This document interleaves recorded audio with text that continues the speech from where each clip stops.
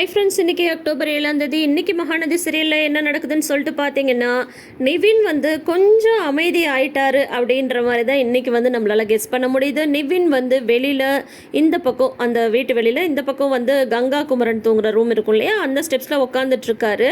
அப்போ யமுனா வந்து வராங்க. யமுனா வந்து வந்ததுமே நிவின் வந்து பார்க்குறாரு. பார்த்துட்டு அமைதியாக இருக்கார். இல்லை, நீங்கள் தனியாக உட்காந்துட்ருக்கீங்கன்னு சொல்லிட்டு என்னை வந்து உங்கள் கூட இருக்க சொன்னாங்க அப்படின்னு சொல்லிட்டு சொல்கிறாங்க. உடனே நிவின் வந்து யமுனாவை பார்த்துட்டு, முந்தின நாள் நைட்டு வந்து இவர் திட்டினார் இல்லையா யமுனாவை, வந்து இப்பயும் மறுபடியும் அழுது போயிட்டு உங்க கூட பேசலன்னு சொல்லிட்டு அதுக்கும் டேப்லெட் சாப்பிட்டு செத்து போயிடாது அப்படின்னு சொல்கிறாரு இல்லையா, அதை வந்து நினச்சி பார்த்துட்டு அவருக்கு ரொம்ப ஒரு மாதிரி ஆயிடுது. அதுதான் நிவின், நீங்கள் இப்படி இருப்பீங்கன்னு தெரிஞ்சு தானே விஜயும் காவேரியும் அவ்வளோ தைரியமாக வந்து உங்களை கல்யாணம் பண்ணி வச்சுருக்காங்க. உடனே நிவினுக்கு வந்து கஷ்டமாக போயிடுது. உடனே வந்து நிவின் வந்து யமுனாட்ட வந்து சொல்கிறாரு, நேற்று நைட் நான் கொஞ்சம் ஓவராக தான் பேசிட்டேன், ரொம்ப ஹார்ஷாக பேசிட்டேன் அப்படின்னு சொல்கிறாங்க. உடனே யமுனா சொல்கிறாங்க, இல்லை பரவாயில்ல நிவின், நீங்கள் திட்டுறதுக்காகவாது கோபப்படுறதுக்காகவாது என் கூட பேசுனீங்கல்ல, எனக்கு அது வரைக்கும் ரொம்ப சந்தோஷம்தான். ஆனால் நீங்கள் வந்து ஒரு வார்த்தை சொன்னீங்கல்ல, உங்களை வந்து எமோஷ்னல் பிளாக்மெயில் பண்ணி நான் இந்த கல்யாணத்தை பண்ணிக்கிட்டேன் அப்படின்னு சொல்லிட்டு, அது கண்டிப்பாக அது கிடையாது. நிஜமாவே நான் சாகணும்னு தான் வந்து டேப்லெட் வந்து சாப்பிட்டேன். செத்தாது என்னோட லவ்வை வந்து உங்களுக்கு புரிய வைக்கணும்னு நினச்சேன். ஆனால் மற்றபடி இதை வச்சு பிளாக்மெயில் பண்ணி உங்களை கல்யாணம் பண்ணிக்கணும்லாம் நான் நினைக்கவே இல்லை. என்னால் அந்த மாதிரி யோசிக்க கூட முடியாது. ஐ எம் சாரி அப்படின்னு சொல்லிட்டு சொல்கிறாங்க யமுனா. உடனே நிவின் வந்து வந்து உட்காரு அப்படின்னு சொல்கிறாங்க. பிள்ளைக்கு ஒரே குஷி ஆயிடுது. அப்பா அப்படின்னு சொல்லிட்டு ஒரு மனசில் அந்த ஒரு பெரிய பாரம் வந்து குறைஞ்ச மாதிரி இருக்கும் இல்லையா. பக்கத்தில் உட்காருன்னு நிவின் சொன்ன அந்த ஒரு வார்த்தையே யமுனாவுக்கு வந்து அவ்வளோ ஒரு ஆறுதலை வந்து தருது. ஆனால் நிவின் வந்து சொல்கிறாரு, எல்லாம் போக போக சரியாயிடும் அப்படின்ற மாதிரி எல்லாரும் சொல்லுவாங்கல்ல, அந்த மாதிரி சரியாகும்னு எனக்கு வந்து தோணலை. என்னால் வந்து உன்னை ஏற்றுக்க முடியும்னு எனக்கு தோணலை. உன்னை பார்த்தா எனக்கு கஷ்டமாக தான் இருக்குது. ஆனால் அதே சமயம் உன்னை வந்து நான் ஏற்றுப்பேனான்னு சொன்னால் என்னால் வந்து அது முடியாதுன்னு தான் தோணுது அப்படின்னு சொல்கிறாரு. அதுக்கு வந்து யமுனா சொல்கிறாங்க, எனக்கு வந்து நம்பிக்கை இருக்குது, கண்டிப்பாக உங்கள் மனசில் வந்து எனக்கு இடம் கிடைக்கும்னு எனக்கு தெரியும் அப்படின்னு சொல்லிட்டு அவங்க சொல்கிறாங்க. எனக்கு அந்த நம்பிக்கை இருக்குது, உங்கள் அன்பு வந்து எனக்கு கிடைக்கும்னு எனக்கு தெரியும் அப்படின்ற மாதிரி யமுனா வந்து அவங்க நம்பிக்கை வந்து சொல்கிறாங்க.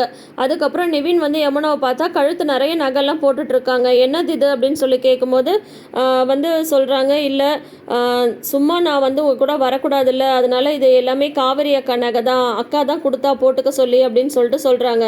எதுக்கு இதெல்லாம் அப்படின்னு சொல்லி கேட்குறாங்க. இல்லை, நான் வந்து முதல்ல அங்கே வரும்போது வெறுங்கழுத்தோடு வரக்கூடாதுன்னு அம்மா வந்து சொன்னாங்க, அதனால தான் காவேரி அக்காவை நகை எல்லாத்தையும் எனக்கு வந்து கொடுத்துட்டா அப்படின்னு சொன்னதும், அதெல்லாம் ஒன்றும் தேவையில்லை, முதல்ல இது எல்லாத்தையும் நீ வந்து கழட்டி கொடு அப்படின்னு சொல்லிட்டு சொல்கிறாங்க. இல்லை நிவின் வந்து அக்கா எனக்காக தான் அப்படின்னு நான் தான் சொல்கிறேன்ல, நான் எதுனாலும் நான் வந்து பார்த்துக்கிறேன் அப்படின்னு சொல்லிடுறாரு. உங்கள் வீட்டில் மற்றவங்க ஏதாவது சொல்லுவாங்களோன்னு தான் அப்படின்னு சொல்லிட்டு யமுனா சொல்லும்போது சொல்கிறாரு, எதுனாலும் நான் வந்து பார்த்துக்கிறேன், முதல்ல இது எல்லாத்தையும் கழட்டி கொடுத்துட்டு என் கூட வர்றதா இருந்தால் வா, அவ்வளோதான் அப்படின்னு சொல்கிறாரு. உடனே யமுனா வந்து உள்ளே போயிடுறாங்க. உள்ளே போயிட்டு, அக்கா அந்த பாக்ஸை தர அப்படின்னு சொல்லிட்டு நகையெல்லாம் கழட்டுறாங்க. இருடி எதுக்குடி இந்த நகையெல்லாம் கழட்டுற அப்படின்னு சொல்லிட்டு காவேரி வந்து கேட்குறாங்க. எல்லாத்தையும் கழட்டி வச்சு, அக்கா உன்னோட நகை எல்லாமே பத்திரமா இருக்கான்னு பார்த்துக்கோ அப்படின்னு சொல்கிறாங்க. ஏண்டி இது எல்லாத்தையும் கழட்டின அப்படின்னு அதுவும் இல்லைக்கா, நிவின் வந்து சொல்லிட்டாரு, இதெல்லாம் எதுவுமே வேணான்னு சொல்லிட்டாரு அப்படின்னு சொல்கிறாங்க. அப்புறம் வந்து பாட்டி வந்து சொல்கிறாங்க, அந்த வீட்டில் யாராவது ஒன்று ஏதாவது சொல்லிட்டா என்ன பண்ணுறது அப்படிங்கும்போது, நான் சொன்ன பாட்டி அவர்கிட்ட எதுனாலும் அவர் பார்த்துக்கிறேன்னு சொல்லிட்டாரு அப்படின்னு யமுனா வந்து சொல்கிறாங்க. உடனே காவேரி வந்து சொல்கிறாங்க, யமுனா இதெல்லாம் என்னோட நகை இல்லை, இப்போ எல்லாமே உன்னோடது தான், உனக்காகவே நான் கொடுத்துட்டேன், அம்மா ஏதோ சொன்னாங்கன்றதுக்காக தான் நான் அப்புறமா திரும்ப வாங்கிக்கிறேன்னு சொன்னேன், நீயே வச்சுக்கோ யமுனா அப்படின்றாங்க காவேரி. ஆனால் யமுனா ஒரே வார்த்தையில் மேட்ரை முடிச்சு விட்டுறாங்க. அக்கா எதுனாலும் நானே பார்த்துக்கிறேன்னு அவர் எனக்காக சொன்னார் இல்லையா, அவங்க வீட்டில் யாரும் என்னை எதுவும் சொல்லாமல் பார்த்துக்கிறேன்னு சொன்னார்ல, எனக்கு அந்த ஒரு வார்த்தை போதும்க்கா, அந்த வார்த்தை பெருசா இந்த நகை பெருசா, நீயே சொல்லு அப்படின்னு சொல்கிறாங்க. சொன்னதுமே யாராலையும் எந்த பதிலும் சொல்ல முடியாமல் போயிடுது. உடனே வந்து காவேரி வந்து அந்த நகை எடுத்துகிட்டு சைலண்ட்டாக வந்து வந்துடுறாங்க. ஃபஸ்ட்டு ஷாட்டு காவேரிக்கு வந்து நிவின் கொடுத்துருக்காங்க. நிவின் இப்படி தான் பண்ணுவாங்கன்னு சொல்லிட்டு நம்ம எதிர்பார்த்து தான், அதுவும் வந்து அவங்க அம்மா போட்டிருந்தா கூட அவர் எதுவும் சொல்லியிருக்க மாட்டார். காவேரியோட நகை விஜய் வந்து ஓகேன்னு சொல்லிட்டாருன்னு சொன்னதும் நிவின் வந்து எப்படி அக்செப்ட் பண்ணிப்பார், அதனால் அவர் பண்ணது கண்டிப்பாக கரெக்டு தான்.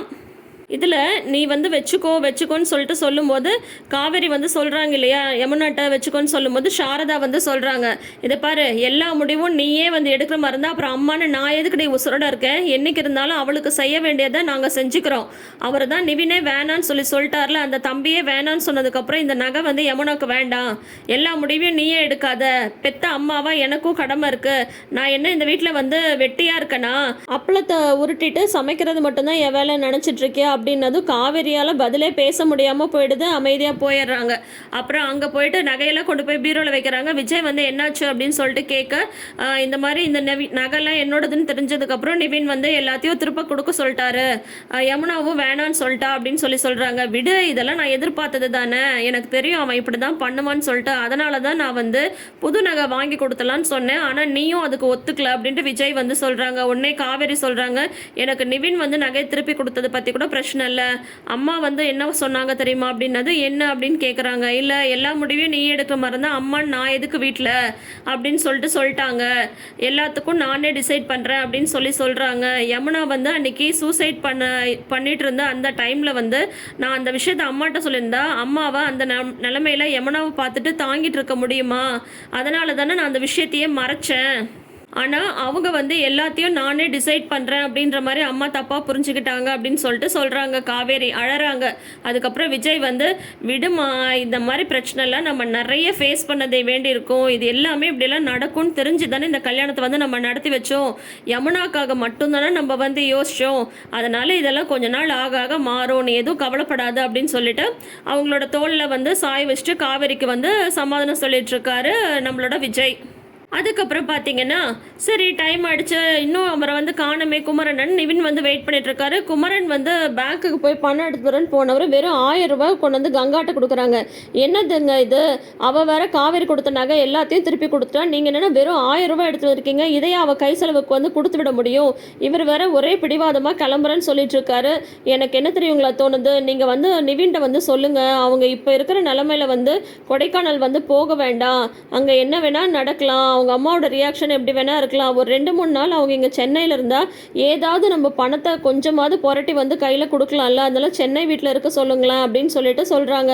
சரி, நான் சொல்லி பார்க்குறேன் அப்படின்னு சொல்லிட்டு குமரன் வந்து சொல்கிறாங்க. நிவின் டீமே வந்து சொல்கிறாரு, நிவினை நீ இப்பயே வந்து கொடைக்கானல் கிளம்பணுமா, ஏன் நீ வந்து சென்னையில் இருக்கக்கூடாதா கொஞ்சம் நாளைக்கு அப்படின்னு சொல்கிறாங்க. நிவின் ஒரு பார்வை பார்த்ததுமே குமரன் வந்து அமைதியாயிடுறாரு.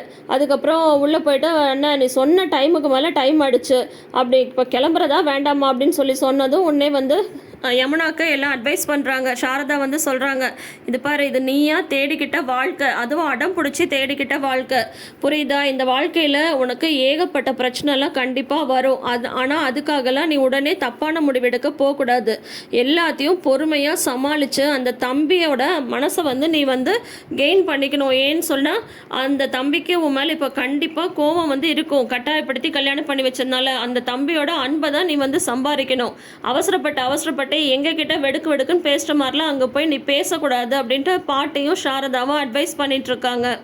அப்புறம் எல்லாம் வந்து பேசி முடிச்சுட்டு எல்லாம் வெளியில் வராங்க. வெளியில் வந்தால் காவேரியும் விஜயும் வந்து வந்துடுறாங்க.